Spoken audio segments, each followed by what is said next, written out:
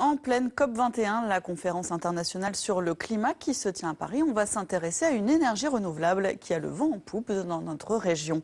Avec déjà plus de 500 mâts sur son territoire, la Picardie est la deuxième puissance éolienne de France derrière la Champagne-Ardenne. Mais bien qu'elles produisent une énergie propre, les éoliennes suscitent souvent l'opposition des riverains. Alors, leurs griefs sont-ils justifiés? À qui profitent les éoliennes? C'est notre grand format de la semaine. Voilà le spectacle. L'éolien, il trouvait ça bien jusqu'à ce que ça devienne très concret. Il y a un an, au fond du jardin, ou plutôt à 500 mètres de leur maison en vente. Ça fait quel bruit? Et en plus de ça, on ne peut plus chauffer dans la maison. Pourquoi? Parce que les courants de vent font refouler la fumée de la cheminée dans la maison. Tendez l'oreille. Cette maison, située rue du Calvaire, ça ne s'invente pas, est invendable. Pour moi, maintenant que c'est monté et que ça tourne, on n'a plus rien à faire. On a juste qu'à s'écraser et puis à subir, quoi.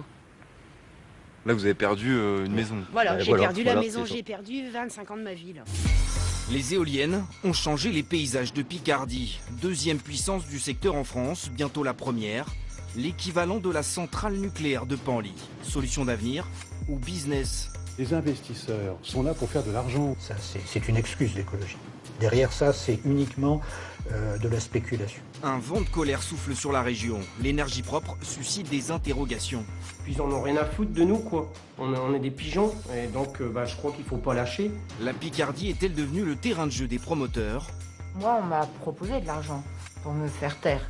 Pourquoi ces éoliennes sont-elles les mal-aimées du développement durable? Mais avant de planter une éolienne, il faut en avoir le droit. Pour ça, l'État a dessiné un schéma régional, une carte du vent. Et peu de gens, bingo, vous êtes en zone verte ou orange, constructible. Ailleurs, c'est impossible.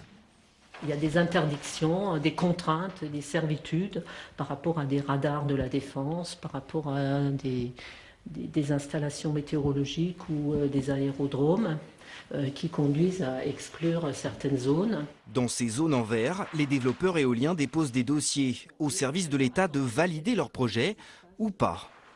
Est-ce que ça peut être refusé avec une opposition locale, par exemple les habitants qui... Est-ce que c'est un critère? C'est un critère, mais ce n'est pas l'unique critère, loin de là. Ce sont les gens qui habitent en zone verte qui doivent avoir un peu peur, non? C'est pas impossible. Alors pour éviter tout litige, les services de la préfecture prennent leur temps jusqu'à 2 ans d'instruction. C'est long, mais il faut ça pour revérifier chaque pièce du dossier des promoteurs, comme ici, l'impact visuel du projet. Donc on réalise des simulations d'éoliennes dans le paysage. Avec les outils dont on dispose, on arrive à essayer d'avoir une vision assez réaliste du projet tel qu'il sera dans le futur. Et quand l'administration dit oui, ça ne suffit pas toujours. Direction, le nord de la Somme. Ça c'est Miromont, ouais. C'est aussi la commune sur laquelle il y a toutes les événements. Sébastien Ramke pourra bientôt faire tourner ses machines en janvier prochain, 8 ans après avoir déposé un dossier. 8 ans d'attente pour valider un chantier de 3 semaines frustrant. Ce qui prend le plus de temps, c'est de rassurer tout le monde. C'est toute technologie un peu nouveau. Il y a toujours des hésitations, il y a toujours des choses qui se disent mais qui sont peut-être pas vraies. Et simplement, il faut bien expliquer des choses, il faut bien, peut-être aussi bien en amont, expliquer des choses pour éviter que des rumeurs se créent et après il y a un mouvement qui continue et finalement qui mène une opposition contre un projet. Malgré toutes les précautions, dans 100% des cas, le projet est contesté en justice, soit par la population, soit par des associations. Parmi les empêcheurs de tourner en rond, Valérie Bernardo et son avocat.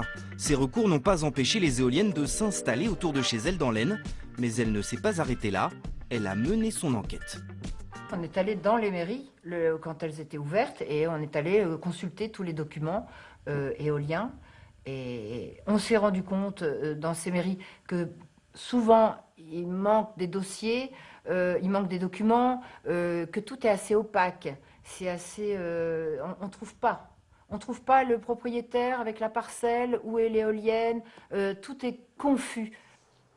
Une fois les documents en main, surprise, ils découvrent que les éoliennes sont souvent sur un terrain du maire ou d'un conseiller municipal. Pour eux, il y a prise illégale d'intérêt.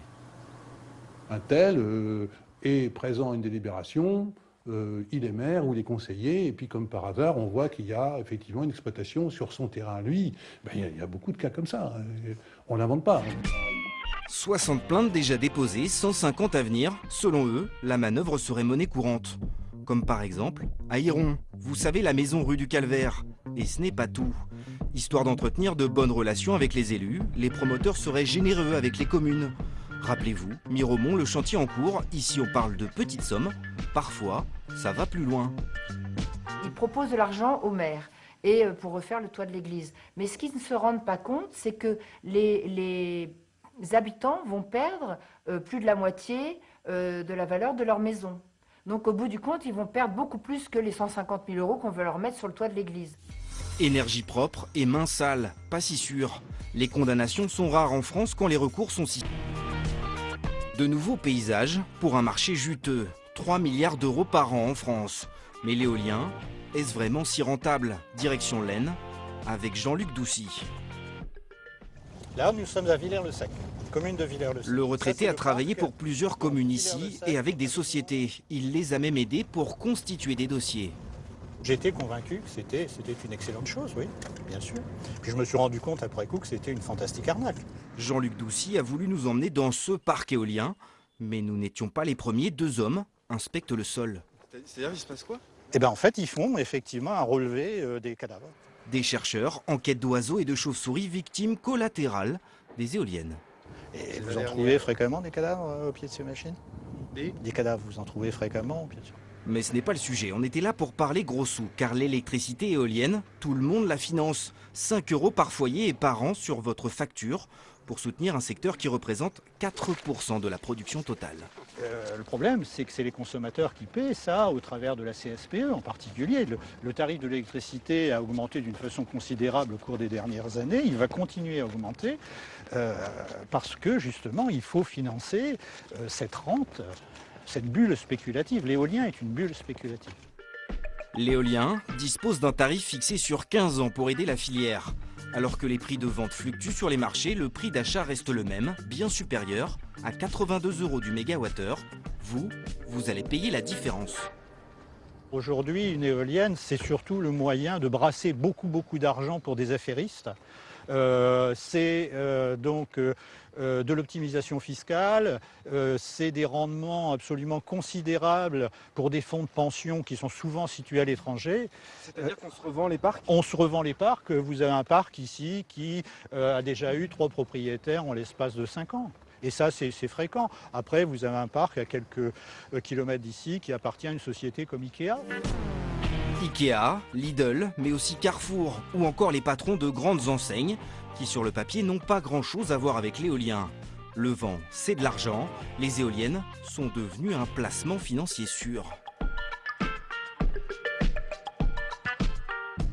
Un placement ou un loyer pour cet agriculteur, 1 800 € annuels pour une éolienne dans un de ses champs, mais après la mise en service, il a vite déchanté.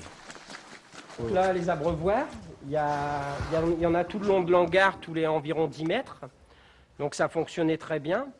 Et depuis l'arrivée des éoliennes, on s'est aperçu que les vaches approchaient des abreuvoirs, mais ne consommaient plus d'eau, quoi. Et comment ça se fait? Nous, on ne l'explique pas. Enfin, moi, je ne l'explique pas à mon niveau, mais c'est pas du courant parasitaire. C'est pas, on ne sait pas. Conséquence, une production de lait réduite de moitié depuis l'arrivée des éoliennes. Pire, ces vaches auraient des problèmes de croissance. Oui, je passe pour un fou. Déjà, le fait d'attaquer un parc éolien, on me dit que c'est le pot de terre contre le pot de fer, quoi. Mais si tout le monde se tait, on ne résoudra pas le problème, quoi. Donc aujourd'hui, moi, ce qui me fait le plus peur aussi, c'est que ma famille vit sur le site, quoi. Et leur santé est peut-être en danger aussi. Yann Joly espère maintenant 2 choses, une indemnisation et une étude scientifique sérieuse sur le sujet. En attendant, la Picardie va tourner à plein régime. Les objectifs fixés par l'État seront respectés dans les campagnes. Les lignes d'horizon vont encore bouger un peu. Imaginez 2 fois plus de mâts d'ici 2020 et des opposants toujours vent debout.